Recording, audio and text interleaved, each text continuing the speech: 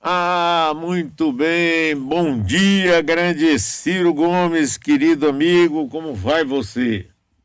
Bom dia, meu caro Mário Kent. Um forte abraço para você e a todo irmão, gente querida da Bahia, do nosso Salvador, da Rádio Metrópole, todo o interior que está conectado conosco. Ciro, olha, é um prazer enorme conversar, você sabe disso.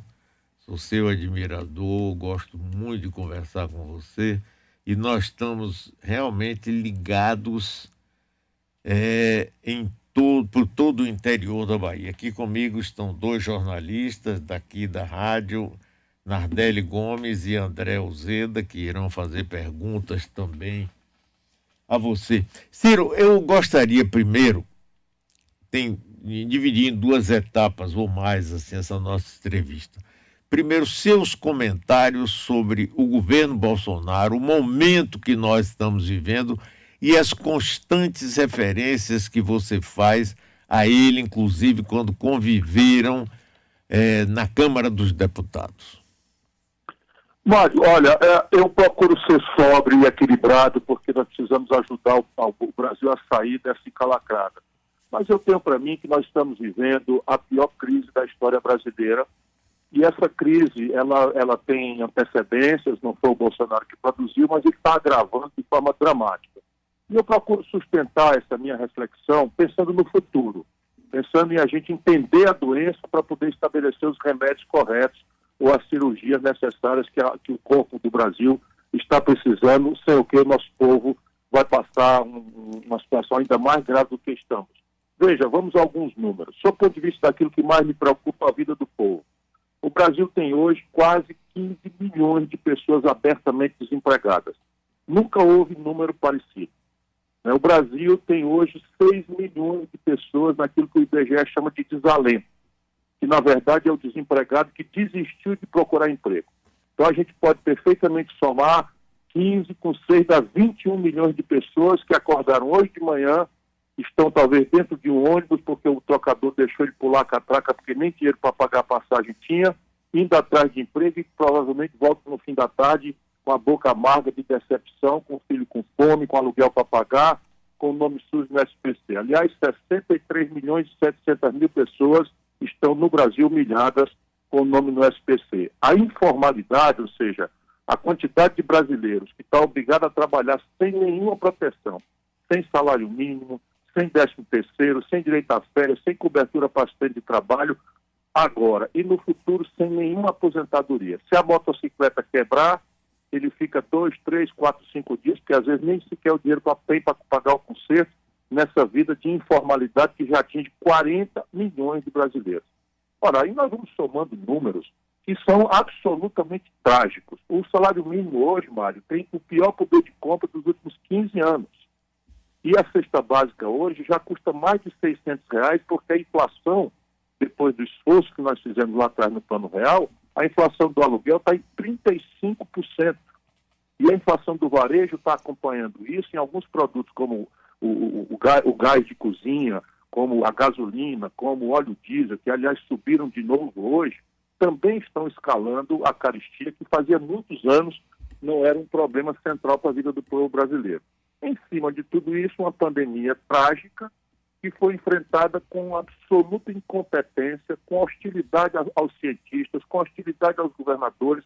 Quando tem uma tragédia coletiva, todas as nações se unem, botam de lado suas desavenças, chamam a sua inteligência tecnológica, chamam os seus professores, os seus doutores, faz a consulta do que é que tem que fazer e todo mundo divide a tarefa de superar essa coisa. Não, o Bolsonaro abriu logo um azar contra os governadores e prefeitos para uma doença que não tem remédio. Ele prescreve como um verdadeiro charlatão remédios que não funcionam e que geram efeitos colaterais mortais, como aconteceu. Quando a gente vai olhar por trás disso, está lá a compra superfaturada, mandou o Exército comprar por 700% de superfaturamento. Cada coisa que eu estou dizendo aqui há documentos, né? Comprou 700% da cloroquina.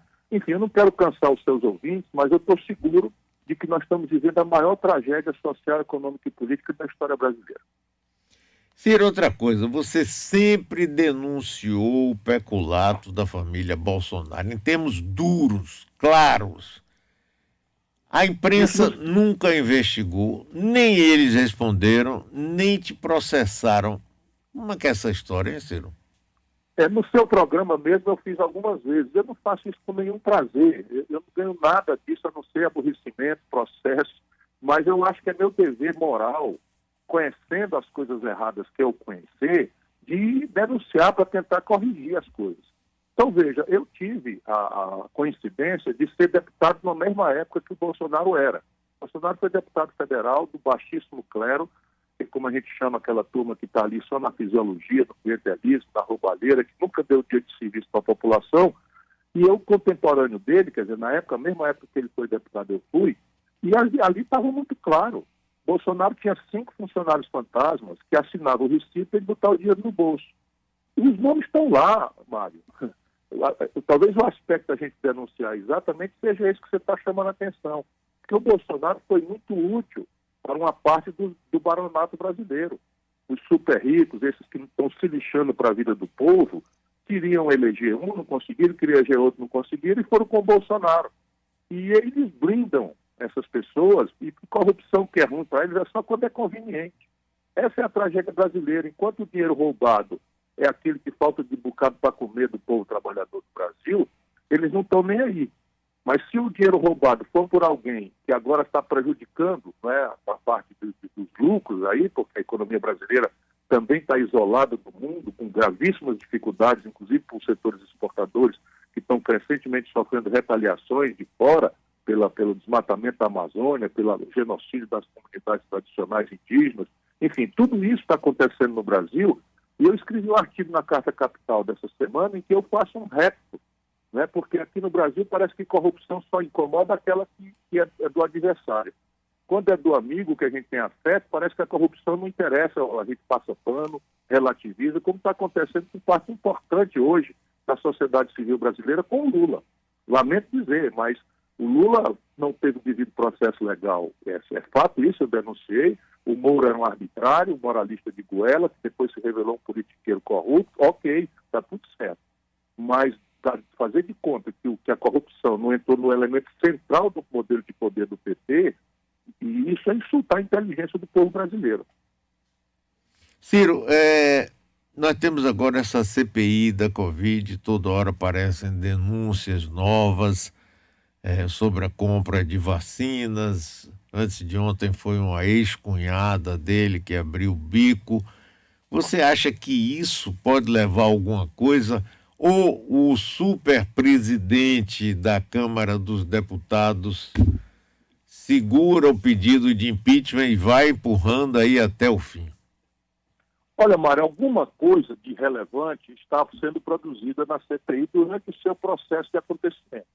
Ou seja, quando a gente vê que as práticas da milícia do Rio de Janeiro, que é a outra conexão do Bolsonaro e da sua família de quadrilheiros, né, traz um cabo da PM de Minas Gerais para abusar da cara dos senadores e da opinião pública brasileira como um todo, fazendo aquilo que eles fazem no Rio de Janeiro, nas milícias, que é plantar prova, alterar a cena do crime, né, fraudar, enfim, toda e qualquer tentativa de devassar que alguém queira fazer excepcionalmente no Brasil. Pois bem, essa CPI está sendo vista pelo povo brasileiro e isso já é muito importante.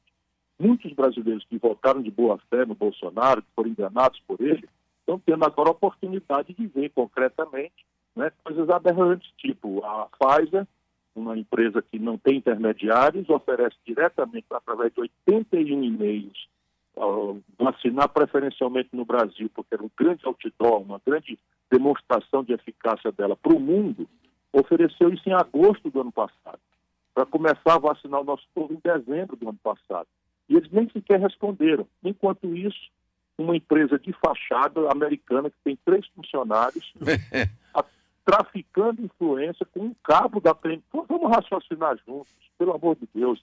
É sério mesmo, um país que tem 210 milhões de habitantes, negociar uma vacina para uma doença como a Covid, né, através de um cabo da PM, jantando no restaurante de Brasília, com um picareta plantado no Ministério para roubar. Olha, se a gente não se indignar com isso, eu já tinha chegado no limite da minha indignação quando eu assisti um escândalo de corrupção na merenda escolar.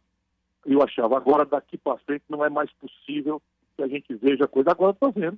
no governo Bolsonaro, adiaram por meses, o que significa centenas de milhares de irmãos e irmãs nossas mortos, famílias em luto, amigos em luto. Eu mesmo perdi uns 30 amigos queridos e parentes próximos, etc., pela Covid.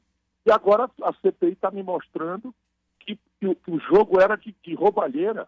Adiar uma vacina que não tem intermediário, adiar outra vacina que não tem intermediário, criar um caso com o governo de São Paulo, destratar o contrato, a encomenda com o governo de São Paulo para comprar a Coronavac, e isso enquanto, do outro lado, tudo corria mais ligeiro para negociar com uma firma de 3 funcionários americana que tem um representante no Brasil, que estabeleceu que para negociar com o governo era um cabo de Minas Gerais.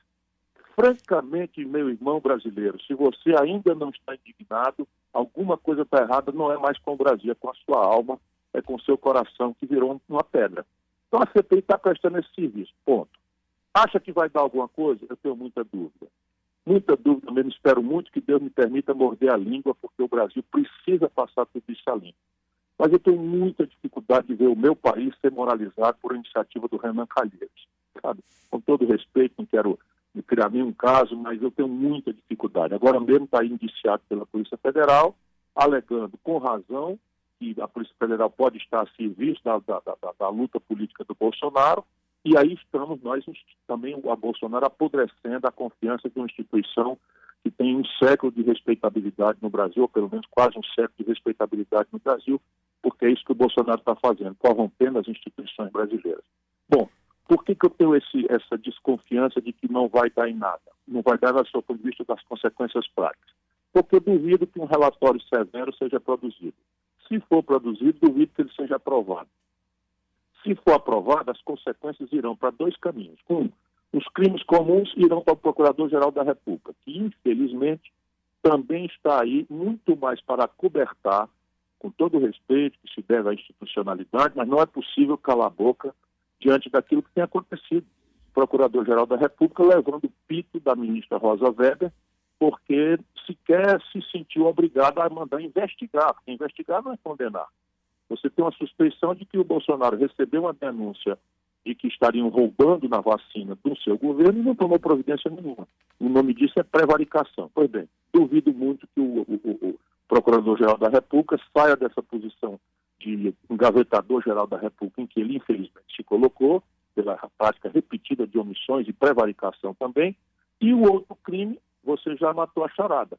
É o crime de responsabilidade flagrantemente cometido, mas que cai numa disfunção.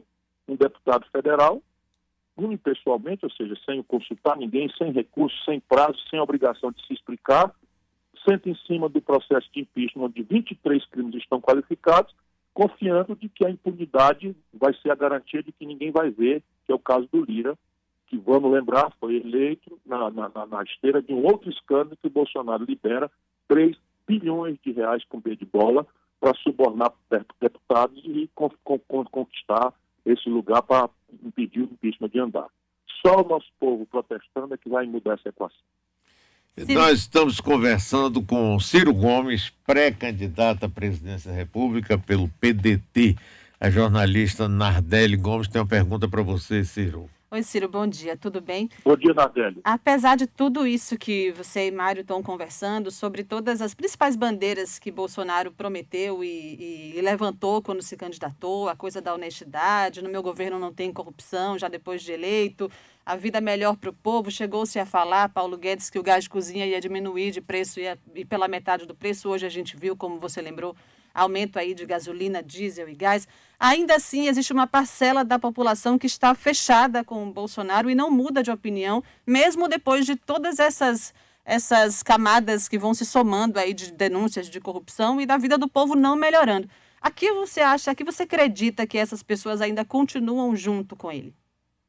Olha, eu conto hoje mais ou menos 22%, 25% no máximo de irmãos e irmãs nossos brasileiros que, apesar de todas essas contradições, evidências chocantes, escandalosas, ainda se afirmam do Bolsonaro. Eu divido em 2 pedaços. 15 desses 25% são pessoas iguais ao Bolsonaro. Toda a sociedade, toda a comunidade tem essa gente. O Bolsonaro representa o xenófobo, representa o homofóbico, representa o fracassado que suborna para crescer socialmente, né? O pequeno burguês que tem dinheiro, mas não dá valor a um livro. Né? Isso existe em toda a sociedade do mundo, mas é uma minoria, embora muito constrangedora, que nós temos que enfrentar. Enfrentar com o exemplo, enfrentar com o argumento, enfrentar com as linguagens da democracia. Em nenhuma hipótese aceitar que a gritaria deles, a violência deles, que vai crescer, né, sejam o tom desse enfrentamento. Os outros 10% é uma coisa que eu conheço com a minha alma. Sabe, 57 milhões de irmãos e irmãs nossas, respeitabilíssimos, queridos, pessoas, enfim, sofridas como nós, votaram no Bolsonaro. E a gente precisa sempre ter a humildade de lembrar que são os nossos compatriotas que votaram no Bolsonaro. Eles agora, mais da metade, já perceberam que foram enganados. Os outros estão olhando ainda. A política é uma coisa muito inconfiável. Mas a grande pergunta que eu tenho feito, não para olhar para o passado, mas para a gente entender o nosso povo e fazer uma reconciliação do Brasil com o nosso futuro. É uma pergunta simples. Por que 70% do povo brasileiro de São Paulo, do Rio de Janeiro, de Minas Gerais, do Rio Grande do Sul como um todo, do centro-oeste e do norte do Brasil, 7 em cada 10 brasileiros votaram no Bolsonaro? É uma pergunta que a gente tem que se fazer para respeitar o nosso povo. Ora, a razão é muito simples e está no nosso nariz. E do outro lado, não querem que a gente discuta isso com maturidade. Qual é a razão? A razão é um encontro trágico da pior crise econômica com a pior crise de corrupção da história moderna brasileira, produzida pelo lulopetismo. Ou não é verdade que o Brasil caiu 7% da economia com a Dilma? Ou não é verdade que o Palocci era o ministro da Fazenda, braço direito do Lula, fundador do PT, comandou a economia do Brasil durante os governos do Lula e da Dilma, e comandou a política, devolveu 100 milhões de reais. Assinou um cheque e devolveu, dizendo claramente para a justiça, para poder livrar anos de cadeia, que tinha roubado aquele dinheiro. A delação premiada do Palocci é de fazer corar um frade de pedra, gente querida. E aí tem uma turma aí que é fanática, que é igualzinho. Também tem do lado do Lula isso. O Lula pode bater na mãe, pode chamar Jesus de palavrão, pode fazer o que quiser, essa turma passa o pano, esquece e tal. Nós estamos noutra. Então o que nós temos que fazer na frente dessa metade da metade que o Bolsonaro ainda tem? Humildade, paciência, sabe, explicar para eles que o Brasil tem outros caminhos que não sejam negar o Bolsonaro e cair de volta no lulopetismo corrompido. E é isso a que eu estou dedicado.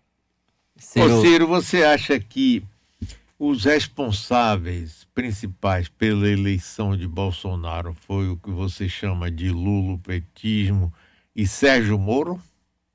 Vamos raciocinar juntos. É impossível não chegar a essa constatação se a gente olhar a vida brasileira. O PT ganhou 4 eleições, Mário. Se nós alargarmos a compreensão de um Brasil civilizado, progressista, para o discurso do PSDB, o povo brasileiro nos deu a esse campo 6 eleições seguidas depois da tragédia do Collor. Não é brincadeira, não. 6 eleições o povo brasileiro nos deu ampla maioria. 2 do Fernando Henrique, 2 do Lula, 2 da Dilma. O que aconteceu para, de repente, a esmagadora maioria dessa nação sofrida, trabalhadora, humilde, né, decente, como a esmagadora maioria do povo brasileiro vira a cabeça e vota num deputado corrupto, incompetente, que não tem uma realização, não tem uma promessa, não tem uma proposta, não tem equipe, não comparece ao debate? O que aconteceu? Você é só olhar o que aconteceu. O que aconteceu? O Lula, né, nos impôs a Dilma, como depois tentou mentir que seria candidato e impôs o Haddad, que tinha acabado de perder a eleição para prefeito de São Paulo no cargo. Tirou 16% dos votos, perdeu em todas as regiões. Gente querida, eu não estou falando isso com nenhum prazer. Vamos raciocinar para salvar o nosso país. Salvar o nosso país significa devolver a condição do Brasil, voltar a crescer. Faz 10 anos que o Brasil não cresce. 10 anos. Por isso que não tem emprego para ninguém, por isso que o salário é tão vil, por isso que a informalidade generalizou, por isso que não tem dinheiro para nada nesse país, porque o país parou de crescer. Já tem 30 milhões de brasileiros que estão vivendo, nasceram e estão vivendo, e que não viram esse país crescer nada. Esses 10 anos de queda econômica, que é o primeiro fator, 6 anos foram do Lula, lulopetismo. 2 anos foi do Michel Temer, que a irresponsabilidade política do Lula levou ao poder. Quem estiver duvidando do que eu estou falando, pelo amor de Deus, põe a mão na cabeça, entra no Google e veja lá eu denunciando o Lula, não faça isso, não seja irresponsável, botar o Michel Temer, um corrupto na linha de sucessão do Brasil. E eles responderam que eu estava magoado. Depois eu disse, Lula, não faça isso, não entregue furnas para Eduardo Cunha, aquele que presidiu a Câmara e que fez o impeachment. Sabe com quem que o Lula está agora? Com os caras que fizeram impeachment. Então esse é o primeiro fator, a decadência econômica mais grave da história do Brasil. A expansão do crédito que o Lula fez, no primeiro momento, virou inadimplência. 6 milhões de micro e pequenas empresas estão no Serasa. São números, vamos conferir isso, vamos pensar, porque é o que interessa. Negócio de paixão, de ódio, isso não leva para ninguém, para canto nenhum. E o outro fator foi a corrupção. Desculpa, eu nunca fui um moralista de goela, sempre condenei esse udenismo, que a pior excrescência é esse Sérgio Moro, que é o camarada que é corrupto, usar a denúncia moral, explorar a moralidade popular, o sentimento de repulsa do povo com a ladroeira para o seu próprio interesse. Ou não é um juiz que largou o lugar de ser juiz para ser ministro de um político que se elegeu porque ele caçou os direitos do outro político participar. Então, essas duas coisas, a crise econômica com a corrupção levada ao centro do poder no Brasil pelo Lula, é que produziram o Bolsonaro. E agora é só você ver o que eles estão fazendo. Enquanto a gente luta obstinadamente pelo impeachment do Bolsonaro, o Lula não assinou nenhum pedido de impeachment. Veja no Google se tem alguma entrevista do Lula fazendo um apelo pelo impeachment do Não querem. Eles querem manter o desastre do Bolsonaro, que mais gente se ferre, que mais gente seja humilhada, que mais gente morra no Brasil, para eles voltarem sem ter ninguém que discutir o que eles andaram fazendo no passado. Ciro, André falando. Eu queria fazer uma pergunta. André. Eu queria fazer uma pergunta para você sobre Bolsonaro, mas baseado em uma posição que você assumiu recentemente. Você e o presidente do seu partido, Carlos Lupe, defenderam recentemente um sistema auditável para a urna eletrônica, né? Que é um sistema, a pessoa vota ali e tem uma contabilização do papel. E que caso houvesse algum problema, se abriria esse papel para conferir se a urna está ou não correta. Minha pergunta em relação é a seguinte, né? Eu sei que isso tem muito a ver com o Brizola, que em 82 sofreu o processo lá do Proconsult, né? Foi lesado na eleição. Então, o PDT tem essa bandeira histórica da urna auditável, né? De auditar a urna. Em 89 também, que foi uma disputa acirrada com Lula. Ele acabou não indo para o segundo turno. Mas você não acha que nesse momento específico, fazer essa defesa dessa urna auditável não põe em xeque o sistema eleitoral brasileiro? E isso é uma bandeira que Bolsonaro tem feito, e muito com o propósito, talvez, de não reconhecer o resultado de 2022. Você não acha que você, sendo um político ligado à democracia, que faz oposição a ele, nesse momento você não endossa esse discurso de pôr em xeque o sistema eleitoral brasileiro? Olha, André, nós precisamos tomar essa bandeira do Bolsonaro. Deixa de novo eu refletir, pedindo às pessoas que pensem com sua própria cabeça. O voto jamais poderá ser de novo um voto impresso. Ninguém, a não ser o Bolsonaro, está defendendo essa aberração que nos voltaria ao passado, que não tem nenhum cabimento. Vamos ter clareza disso. Ninguém sério no mundo defende um voto na cédula, que você bota um X e não sei o que. Então isso é mentira. Só o Bolsonaro defende isso por um pretexto. Ele vai perder as eleições e vai tentar repetir no Brasil aquilo que aconteceu nos Estados Unidos. Vai tentar escalar um golpe. Mas é um delírio, que nós vamos dar a ele um destino bastante sólido para ele aprender que esse país nunca mais vai abrir mão da sua virtude democrática. Então, não temos nenhuma afinidade com essa maluquice do Bolsonaro. Porém, o mundo inteiro, André, o mundo inteiro, sem exceção de nenhum país a não ser, nós descobrimos, Tonga e Sri Lanka, tem o voto dado sem a redundância necessária. Então, redundância o que é? É você fazer a coisa dobrada. Todos nós confiamos na urna eletrônica. A urna eletrônica brasileira, se eu não acreditasse nela, eu não seria candidato. Só um canalha como o Bolsonaro, que explora a boa-fé do povo, que é eleito no sistema a vida inteira, eleito os filhos bandidos, tudo eleito no sistema, agora vai botar suspeita que o sistema não funciona. Só um bandido como o Bolsonaro é capaz de fazer isso. Então, que ninguém nos confunda com isso. Mas a tecnologia moderna permite que você adapte a urna eletrônica a essa redundância. O que é a redundância? Hoje você vai na urna, aperta 12, aparece o meu retrato lá, Ciro, você confirma e pronto. Nunca mais você vai poder conferir se aquilo foi dado dentro daquele jeito ou não. Isto não é correto, isso não é sadio. O que você pode fazer? É adaptar nessa própria urna eletrônica uma urnazinha de plástico indevassável, escura, em que ao você apertar o 12, aparece o retrato e aparece o nome ali, numa tirinha, como papel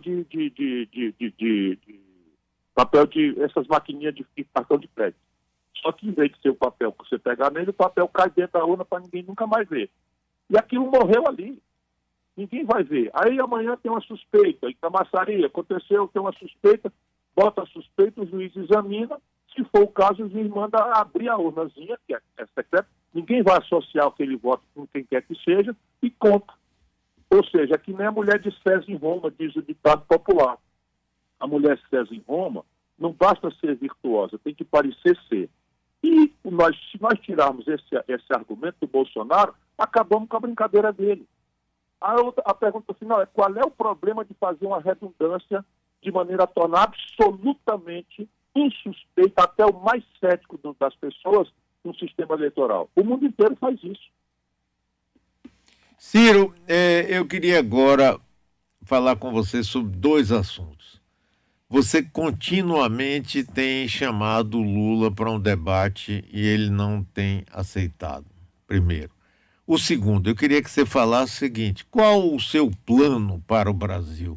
Porque o que a gente vê, Ciro, pelo menos eu com a idade que tenho, é que tem muito tempo que a gente não vê um plano para o Brasil. A gente, ainda mais agora no governo Bolsonaro, que não tem plano para nada. Paulo Guedes mesmo entrou, fez aquele super ministério e não adiantou nada, não foi para lugar nenhum. O Sérgio Moro ia instaurar a moralidade, me lembro de Stanislau Ponte Preta, né? Ou instaure-se a moralidade, ou locupletemo-nos todos. Então, por que Lula não aceita debater com você? E qual o seu projeto, Ciro? E uma coisa que eu acho muito engraçado, só um parênteses, me perdoe, é que sempre diziam assim: não, Ciro é um sujeito muito estourado, ele é descontrolado, às vezes ele diz coisa. Rapaz, você de junto que a gente está vendo aqui, eu sei que você tem um temperamento forte, lhe conheço há muito tempo, lhe admiro há muito tempo. Você é um homem de coragem, não é?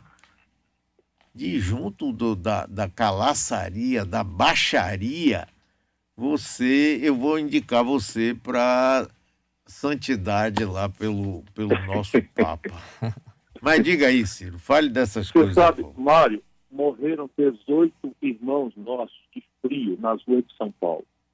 Sabe, no dia que eu não amanhecer indignado, eu estou em São Paulo hoje, no dia que eu não amanhecer indignado, nesse dia eu largo a política. Sabe? Eu não vou vender minha alma para ser presidente do Brasil, não vou fazer meu olho virar um olho de cobra, sabe, que não expressa emoção nenhuma. Agora, as pessoas dizem que eu sou, temperamental, não sei o quê, porque não dizem que eu sou corrupto, porque não dizem que eu sou incompetente, enfim. Mas veja, por que eu estou pedindo um debate? Não é com o Lula, é com todo mundo. Eu tenho ido, eu tive o privilégio de debater na Globo News com o Fernando Henrique Cardoso, importante ex-presidente do Brasil. Eu não sou ninguém, sou só um postulante, se o meu partido confirmar a indicação. Mas por que o Lula não vai? O Lula agora, a sua santidade, já ganhou, numa arrogância impressionante. Uma coisa que acabou corrompendo o Lula foi ele perdeu os amigos honestos dele.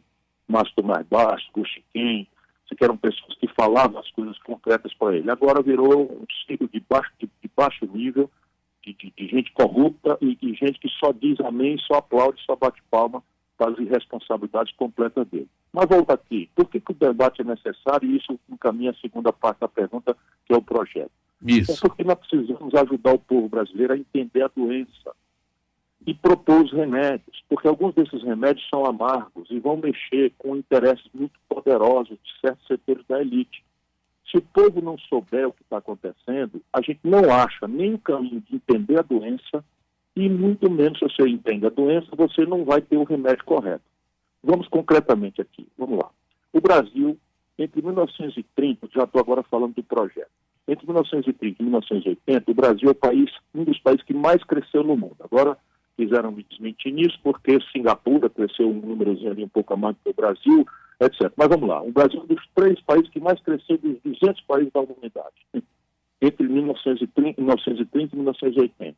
Crescendo quase 7% ao ano em média, 6,5% em média ao ano. E nos últimos 10 anos, O país parou de crescer, cresceu 2% em 10 anos, ou seja, cresceu quase nada por ano.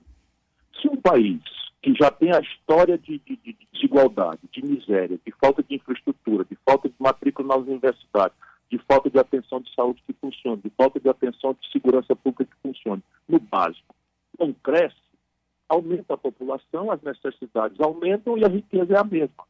Ou seja, o conflito se agrava muito mais ainda. Por que o Brasil, tendo um céu abençoado pelo Cruzeiro do Sul, um chão generoso que tem petróleo, que tem minério, que tem água, que tem solos agricultáveis, crescia 7% ao ano e agora cresce 0%? Se o chão é o mesmo, o povo é o mesmo, eu tenho dito, o que está fracassando é a política. E essa é a tragédia primeira que a gente precisa entender, mudar o modelo econômico. E aí mudar o modelo econômico significa entender, e eles querem que eu tenha essa reflexão com barulho, com zoada, que o modelo econômico que está dominando o Brasil, que produziu essa tragédia, é o mesmo desde Fernando Henrique Cardoso. Anote aí, câmbio flutuante, superávit primário, meta de inflação. Com Lula, com Dilma, com Temer, com Bolsonaro e com Fernando Henrique. Só muda a perfumaria. O governo Lula-petista, eu pego porque aqui está o debate do nosso campo mais progressista, do campo popular, do campo que está preocupado com miséria. Eu fiz o levantamento, é fonte oficial do Tesouro Nacional. Durante os governos do Lula-petismo, o Brasil pagou a 10 mil, 20 mil famílias rentistas do sistema financeiro 4 trilhões com T de tapioca de juro. No mesmo período, foram dados às milhões de famílias pobres brasileiras que recebem Bolsa Família 332 bilhões de reais. São números oficiais, 4 trilhões para os ricos, 332 milhões para os milhões de pobres do Brasil. É claro que é muito importante a transferência de renda, o Bolsa Família. Claro que é muito importante, portanto, a gente tem que reconhecer que isso é muito importante. Porém, olha a desproporção, é o mesmo bolso. É o mesmo bolso o baiano, meu irmão, baiana, minha irmã. É o mesmo bolso, o bolso do Tesouro Nacional tirou durante os governos do PT 4 trilhões de reais para pagar juros e do mesmo bolso 332 bilhões de reais para pagar o Bolsa Família aos milhões de irmãos pobres nossos. Como é que você vai dizer que isso não é importante, 330 bilhões? É muito importante. Mas isso bota alguém para frente?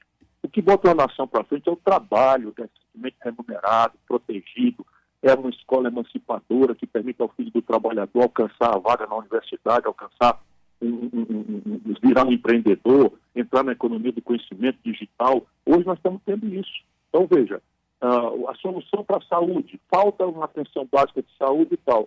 O que é que nós precisamos fazer? Claramente, nós estamos falando de projeto.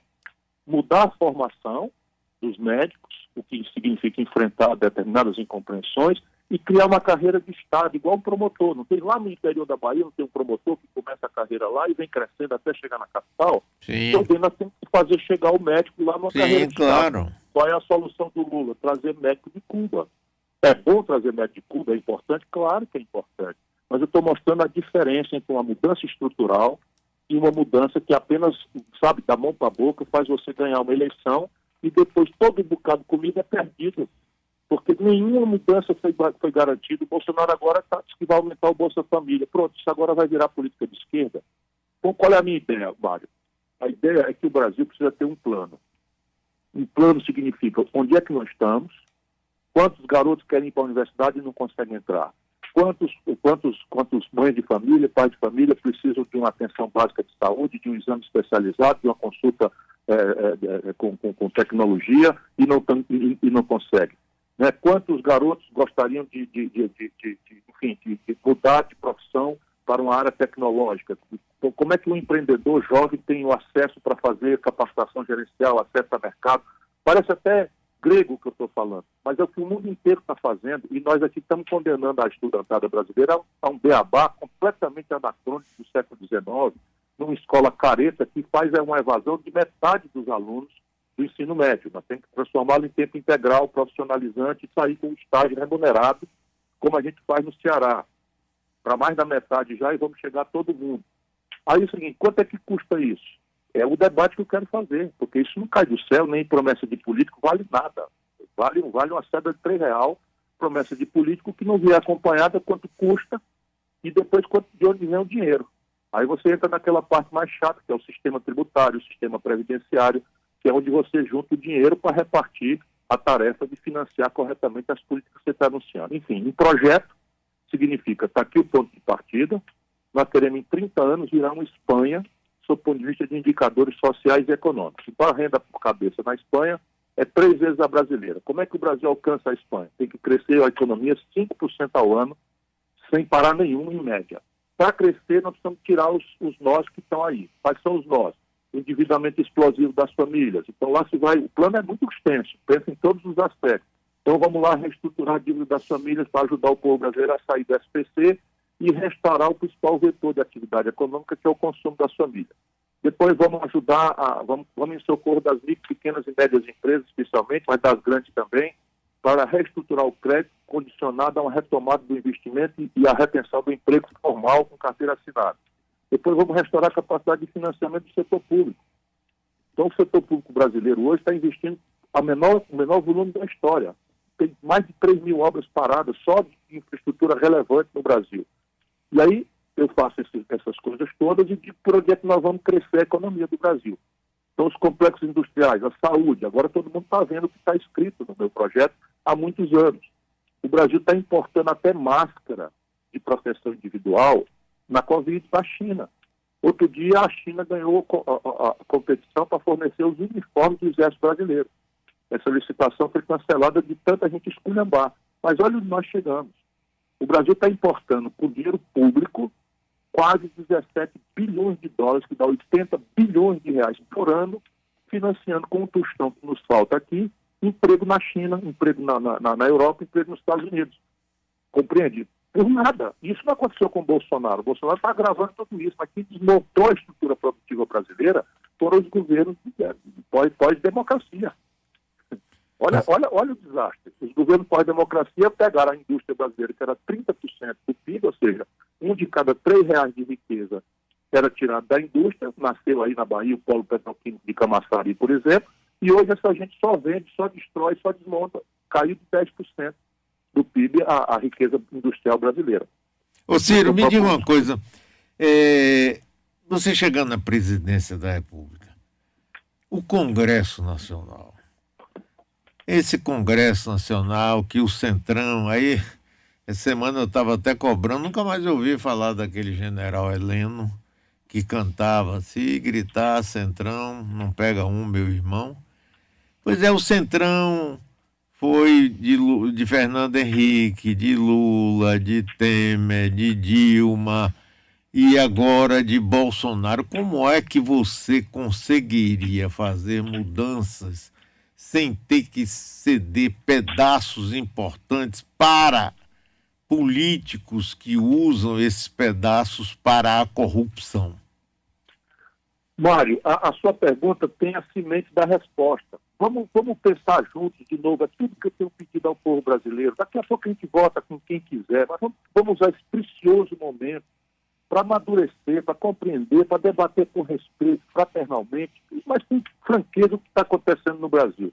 A pergunta simples é, conciliar com o Centrão dá certo? Olha, é a ciência da tragédia. O PSDB, depois que o Fernando Henrique governou, nunca mais ganhou uma eleição nacional. Anote aí.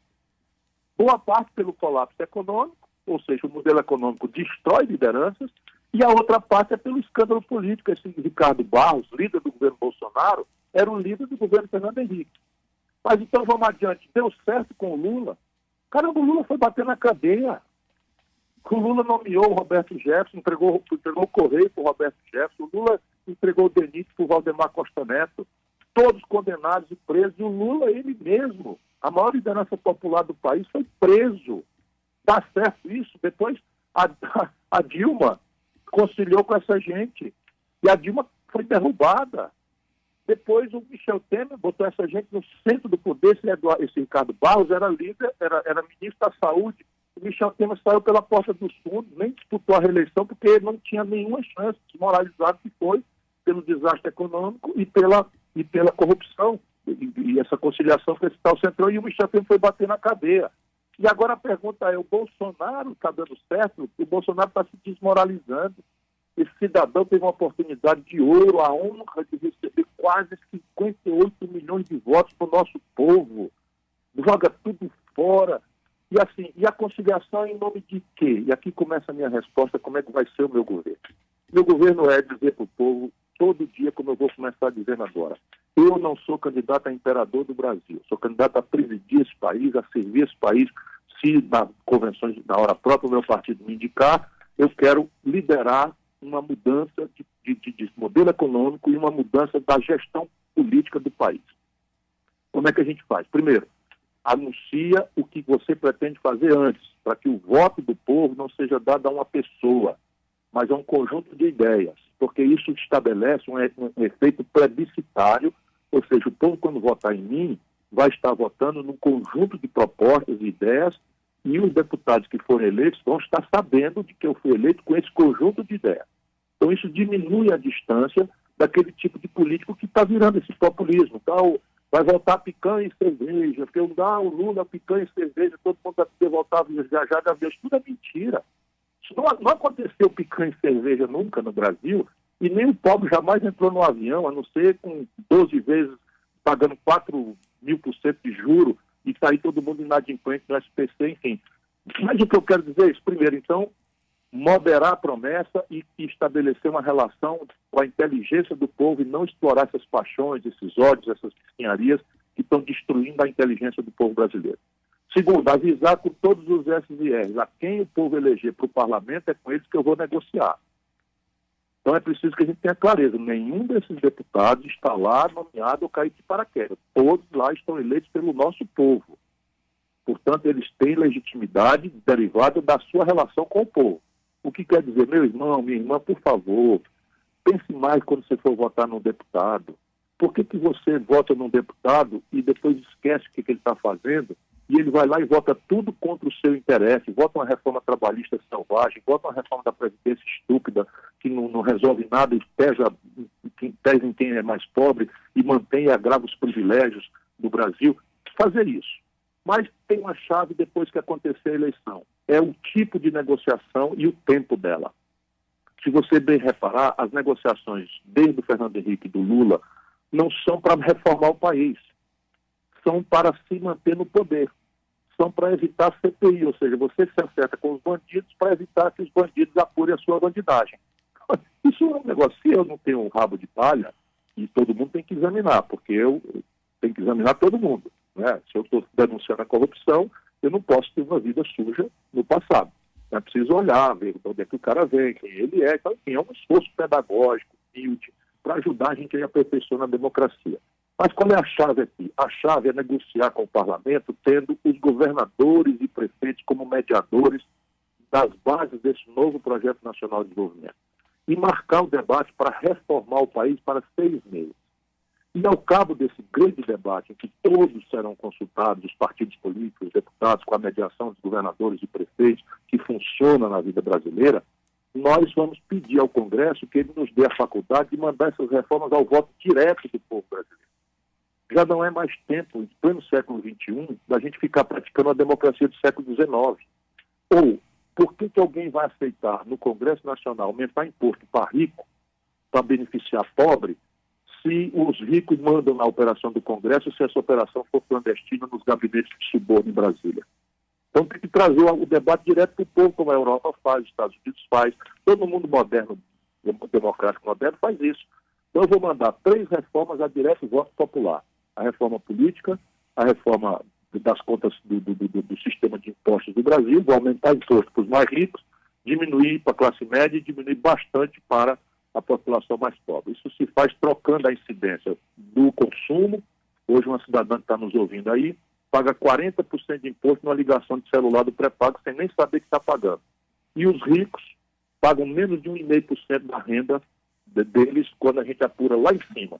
Hoje tem aqui o escandaloso número no estado de São Paulo, na manchete. Eu vi, rapaz, comente aí, vai, Roceiro. Pois é, em que 230 bilhões de reais foram distribuídos de renda para pessoa física sem nenhum puto de imposto. Enquanto isso, o cidadão que está nos ouvindo, que ganha R$ 2.050, paga 15% de imposto. Isso eu falo há muitos anos, Mário. Eu sei. Olha, eu cobrei esse imposto de renda progressiva e sobre lucros e dividendos quando eu fui ministro do Itamar. Isso é que o povo brasileiro precisa saber. Eu já cobrei. Por isso que ao invés de dizer que eu sou um cara que cobra imposto de rico, para dizer de onde é dizer um dinheiro para abrir creche, para a mãe de família poder deixar o filho bem alimentado, bem cuidado e poder ir para a batalha da rua, eles me chamam de bocão. Mas aqui está tudo estudado. Isso, volto a dizer, Mário, não é coisa da minha cabeça. Eu até gostaria de ser um pensador original, mas isso são as melhores práticas internacionais. Esse país nosso é saqueado. E saqueado com o crime perfeito em que aquela fração dita de esquerda joga uma migalha para o povo. Aquilo que eu te falei, paga 4 trilhões com T de tapioca. Meu irmão sabe o que é 1 trilhão? 1.000 bilhões com B de bola. E 1 bilhão são 1.000 milhões. Percebe? Então é dinheiro que gente besta como nós não sabe nem contar. 4 trilhões de reais o Lula pagou de juros durante o período que o PT governou o Brasil e 330 bilhões foi distribuído para a população com a Bolsa Família. Volto a dizer, Bolsa Família é bom? Muito bom. É a diferença de comer ou não comer para muita gente. Mas é isto que nós queremos para o nosso povo, 4 trilhões para meia dúzia de barão e 330 bilhões por 14 anos. Isso foi 14 anos, divida 330 bilhões por 14 anos, para você chegar na mixaria de 150, 170 reais, que é o que se paga de Bolsa Família. Enfim, esse conjunto de respostas é que vai iluminar o debate no Brasil. Ô Ciro, André Uzeda, mais uma pergunta para você, Ciro. Ô Ciro, você explicita muito bem assim, o seu projeto no seu livro, né? Projeto Nacional O Dever da Esperança. E você cita assim, as etapas, os pontos que tem que atacar, fala do tripé macroeconômico que você citou aqui também, fala da renda mínima. Minha pergunta é a seguinte, se você cumprir todo esse seu planejamento, né? Você conseguir chegar à presidência em 6 meses, conseguir pactuar com governadores e prefeitos, conseguir ali minimizar o poder do Centrão e emplacar todas essas reformas. Vamos dizer assim, no melhor dos cenários, tudo acontece do jeito que você planeja. Você falou que o Brasil consegue alcançar e superar esses gargalos. Eu queria saber de você que Brasil que surge a partir desse seu projeto, né? Mas não o Brasil positivo que você pensa, né? Que é igual à Espanha. Quais são os problemas que o Brasil vai passar a enfrentar a partir do seu projeto? Inclusive, porque assim, a gente sabe que a história não encerra, né? Fukuyama já foi superado, a história não acaba ali. Então, mesmo que seu propósito se atinja, qual é o Brasil que vem, assim? E aí eu falo desse Brasil obscuro mesmo, desse Brasil raivoso, desse 15% que você citou. Que Brasil surge mesmo com o seu projeto se tornando vitorioso? Olha, André, é muito importante a sua pergunta para que a gente deixe com muita clareza escrito para o povo brasileiro que o que eu tenho capacidade de poder entregar é uma virada no jogo. Essa virada no jogo eu tenho condição de produzir sem nenhuma dúvida, e não é por mim, é porque eu represento um conjunto de ideias que tem sido amadurecida tanto na história do Brasil, falei aqui, o Brasil crescia 6,5% ao ano durante 50 anos, e se o céu é o mesmo, o chão é o mesmo, o povo é o mesmo, que está fracassando é a política. Então, eu proponho mudar a política. A ferramenta de envolver governadores e prefeitos não é ingênua, eu sou uma pessoa muito experiente, muito amadurecida. Guarda coerência com a história do Brasil, mas fundamentalmente guarda coerência com o momento que nós estamos vivendo. Hoje, se tiver um prefeito nos ouvindo, eles estão simplesmente sufocados. O Pacto Federativo Brasileiro foi destruído. 23 estados brasileiros não estão dando conta de cumprir a lei de responsabilidade fiscal, ou seja, estão com a despesa maior do que a receita corrente líquida. Outro dia eu vi o governador do Rio Grande do Sul, né, no debate, dizendo que fez o ajuste fiscal do Rio Grande do Sul. Não é verdade, sabe? Não é verdade. Ele está com a liminar que o Rio Grande do Sul não está pagando a dívida para a União Federal. Percebe? Na hora que essa liminar cair, ele vai explodir de novo a conta. E ele faz a conta com receitas que entram uma vez e não entram mais nunca. Por exemplo, os aportes para socorrer o auxílio emergencial, para socorrer o enfrentamento da pandemia.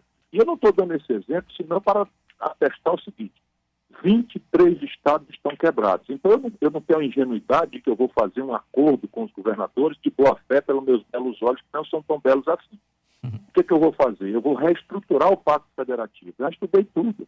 Essa minha mania de estudar as coisas, de propor para o povo coisa séria, em vez de ficar com picanha, cerveja, papo furado, de bolsonarismo, boçal, né? O que eu estou propondo? A dívida pública que estrangulou os estados e municípios são 600 bilhões de reais.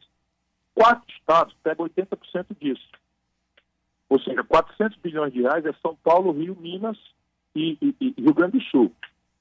Esses 4 estados, se a gente reestruturar a dívida, condicionando essa reestruturação da dívida a uma retomada do investimento, com prioridades condicionadas a essa negociação, que passam por aquele redesenho das reformas do país.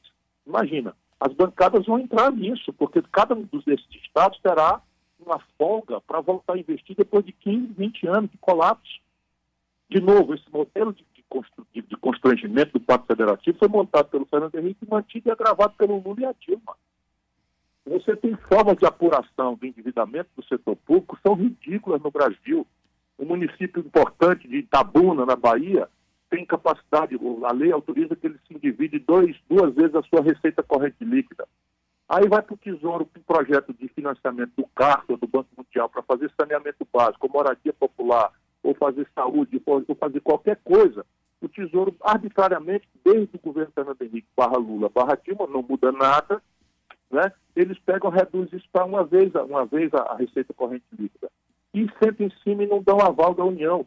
Caramba, é a mesma coisa você pegar um dinheiro que tem 3 anos de carência, 12, 15, 20 anos para pagar, com taxa de juros LIBOR. Eu estou falando coisas aqui que eu tenho certeza que o povo não está entendendo. Mas a gente precisa mostrar para o povo que tem caminhos, que a decisão política que é capaz de fazer, se a gente não botar um estagiário na presidência da República, se botar alguém lá que tem equipe, que estuda, que sabe os caminhos, que sabe onde é que está o dinheiro. E isso, meu caro André, vai permitir o país virar o jogo. Vamos pegar aqui. Qual é a virada do jogo para o povo? A virada do jogo para o povo basicamente é a seguinte. No primeiro dia, eu passo o pente fino nas renúncias fiscais que o país faz. O que é renúncia fiscal? É um imposto que os grandes devem e que o governo, ao longo dos anos, desses anos todos, a Dilma fez uma rodada terrível disso, o governo vai dispensando, sem nenhuma contrapartida, porque às vezes o incentivo fiscal tem a contrapartida no emprego, então está tudo certo. Mas passar o pente fino em 320, 350 bilhões, se a gente tirar 20% disso, né, dá 70 bilhões de reais. Aí com 70 bilhões de reais, na mesma hora, você tem que revogar o teto de gasto, você vai para uma obra que vai começar no primeiro momento, que é a retomada das obras públicas paradas no Brasil. Por que são prioridades? Porque já estão licitadas, já estão licenciadas do ponto de vista ambiental, e às vezes pequenos probleminhas no Tribunal de Contas, você faz um racha aí, uma coisa, você limpa e retoma. Por exemplo, na Bahia tem a FIOL.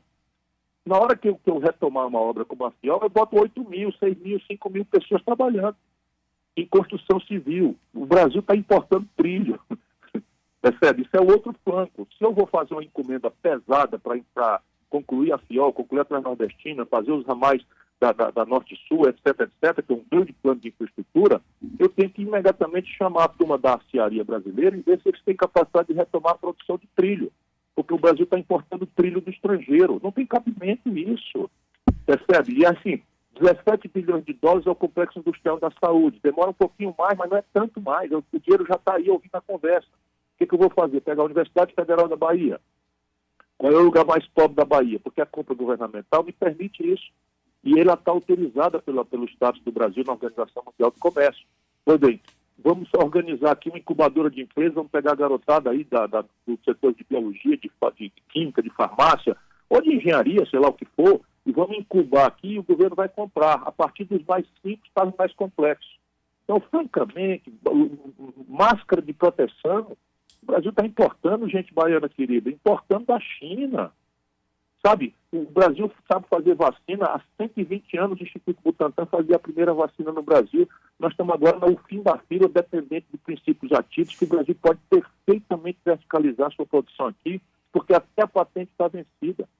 Não demorou 3 meses, nós importando respiradores no começo da pandemia, a Universidade Federal da Paraíba desenvolveu um respirador que não saiu do papel porque não tem escala, não tem financiamento, não tem empreendedor privado interessado nisso. Enfim, isso tudo pode ser organizado e todo mundo vai ver os sintomas disso. Né? Então, a virada do jogo eu posso entregar. Mas mais importante é dar ao país um rumo estratégico. E aí você discute não é quem vai pegar no manche, quem vai pegar na direção, mas o rumo estratégico do país, porque nada sério se faz em curto prazo. Eu também deixarei desenhado. Ciro, infelizmente nosso tempo esgotou, mas tem uma última pergunta. Com os enormes agradecimentos e o prazer de estar com você sempre. por que você tem tanta certeza que o segundo turno vai ser você contra Lula? Primeiro é o que eu desejo. O Brasil precisa se livrar do Bolsonaro pelos caminhos da democracia. Por quê? Porque o Bolsonaro é a morte, o Bolsonaro é o atentado violento ao pudor, o Bolsonaro é a milícia no poder central do Brasil, o Bolsonaro é o assassinato em massa, o Bolsonaro é a ignorância elevada à enésima potência, o Bolsonaro é a vulgaridade, o Bolsonaro é a milícia, enfim, Bolsonaro é tudo de ruim. Então seria muito importante que o povo brasileiro tivesse a oportunidade de votar sem uma espada na cabeça, dizer, não, eu vou engolir todas as falcatruas do Lula, a falcatrua do lulopetismo, todas as contradições de terem destruído a economia brasileira, porque eles têm que me livrar do mal maior que é o Bolsonaro. Então eu luto pelo impeachment, porque ele cometeu crime de responsabilidade, e luto no campo eleitoral para que a população se livre dessa praga que se abateu sobre nós, para que a gente possa discutir o que interessa, o futuro do país. E definitivamente, assim, eu acho que essa possibilidade está se desenhando. Eu não acho que ela já aconteceu, eu sou muito humilde para saber o tamanho da minha tarefa, a necessidade que eu tenho de cada brasileiro me ajudar, pelo menos a refletir sobre o que eu estou ponderando, para que a gente tenha a capacidade de atravessar e discutir o futuro do Brasil. Sem isso, é ódio, paixão, ódio. Um ódio novo não altera, não substitui um ódio antigo. E de ódio em ódio, o Brasil está sendo destruído. Valeu, Ciro. Obrigadão, viu? Um prazer enorme. Grande Mário Pérez, muito obrigado a você e a toda a gente querida da nossa Bahia. E anteontem, né, poucos dias atrás, foi o nosso 2 de julho, fiz uma homenagem e aqueles versos desse hino épico estão muito fortes, cravados no meu coração. Valeu, Ciro. Um abraço, força para você, paz. Olha aí, pessoal, conversa ótima com o pré-candidato a presidente da República pelo PDT, Ciro Gomes.